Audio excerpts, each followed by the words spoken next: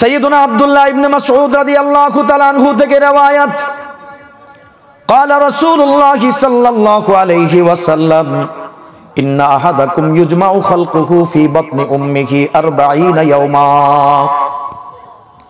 ثم يكون علقة مثل ذلك ثم يكون مضغة مثل ذلك ثم يبعث الله ملكا فيؤمر بأربع كلمات ويقال له اكتب عمله ورزقه وأجله وشقي أو سعيد।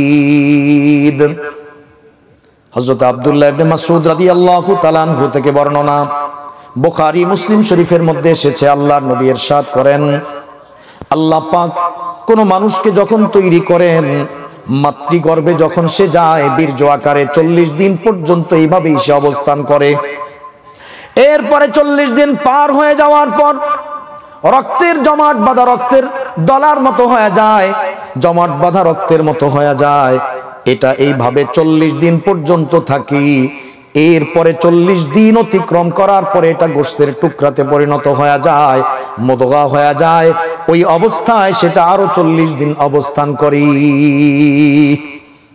এই 40 মানে 4 মাস যখন পূর্ণ হওয়ার নিকটবর্তী হয়, 4 মাস পূর্ণ হওয়ার কাছাকাছি যখন হয়ে যায়, ফায়াবাসুল্লাহু মালাকান, আল্লাহ পাক তখন ওই ব্যক্তির জন্য একজন ফেরেশতাকে পাঠান।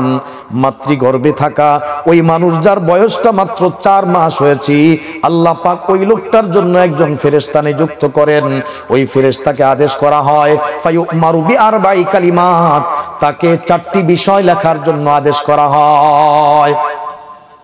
ইউকালু লাহু উকতুব আমালাহ, ওই ফেরেশতাকে আল্লাহর পক্ষ থেকে নির্দেশনা দেওয়া হয়, ও ফেরেশতা, উকতুব আমালাহু, আমার এই বান্দা জমিনে কি আমল করবে সেইগুলা লিপিবদ্ধ করো।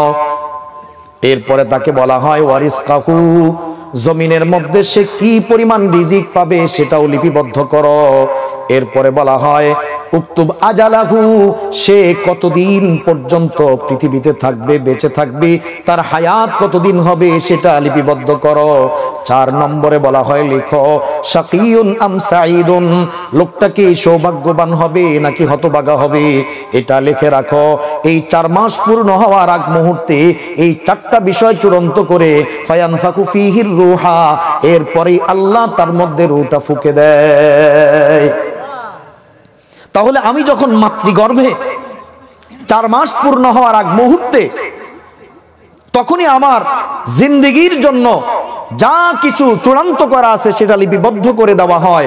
মানে ওই সম্মিলিত নথি থেকে, সম্মিলিত ভলিউম থেকে আমার ব্যক্তির জন্য যা কিছু বরাদ্দ আছে সেটা আলাদা করা হলো, ব্যক্তিটাকে পৃথক করে দেওয়া হলো।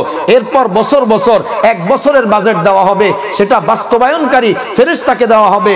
কিন্তু সব কিছুই আগেই চূড়ান্ত হয়ে গেছে, শুধুমাত্র সময়ে সময়ে এগুলোকে স্থানান্তর করা হয়। আসলে সবকিছু আসমান জমিন তৈরিরও 50,000 বছর আগে চূড়ান্ত হয়ে গেছে।